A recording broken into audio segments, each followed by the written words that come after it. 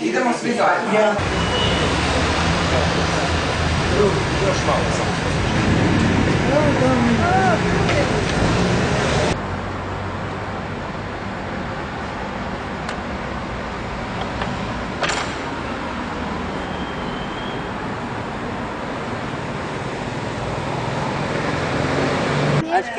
Ovdje nećete mi špasti. Maziška svežba. Ne bude.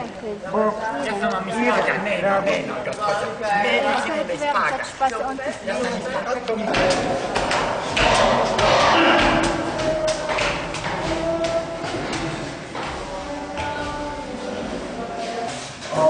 Fotkati jednu ledu tu, ispod ovog bijelog zida, i onda ćemo, ja ću uzimati njihove poruke i onda ćemo poslije priti za priti na novi proces.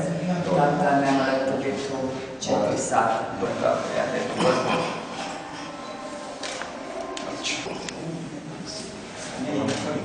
Mrak.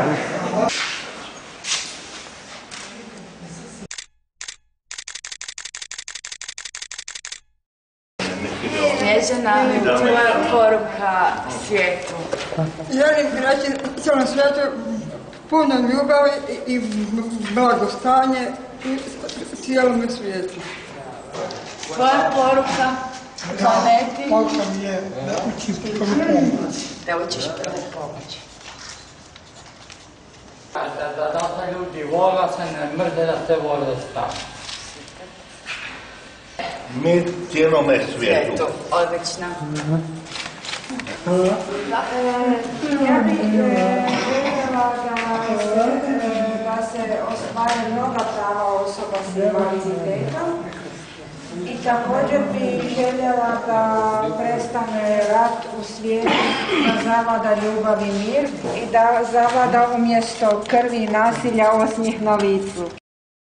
Ja sam Gajla Gottwald, trenutno umjetnica, prije bivša šefica Hrvatskog društva likovnih umjetnika. Vjerujem uvijek u radove koje eko-osvještavaju, koje stvaraju zajedništvo u društvu i to je na neki način jedna moja misija. Danas smo tu na Muzeju ulične umjetnosti, to je jedan projekt koji već traje skoro 4 godina i mi se trenutno nalazimo u staroj vojnoj bolnici Vlaška 79. Ovo je jedan koncept da se rehabilitiraju i zgrade i dijelove urbane sredine.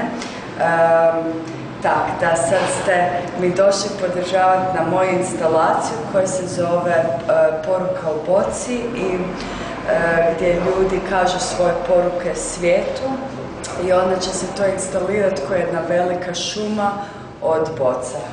Prvu priliku kad sam imala za napraviti jedan umjetnički rad sam zamolila Senadu da li bi me podržala i suradila sa mnom i tak, eto, danas ste došli u velikom broju i zahvalna sam jako zbog toga.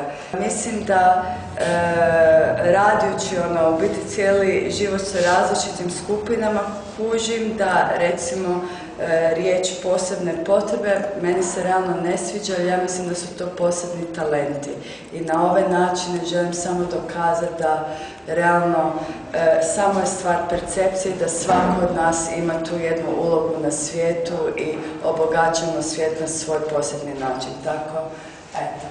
Hvala. Hvala ti.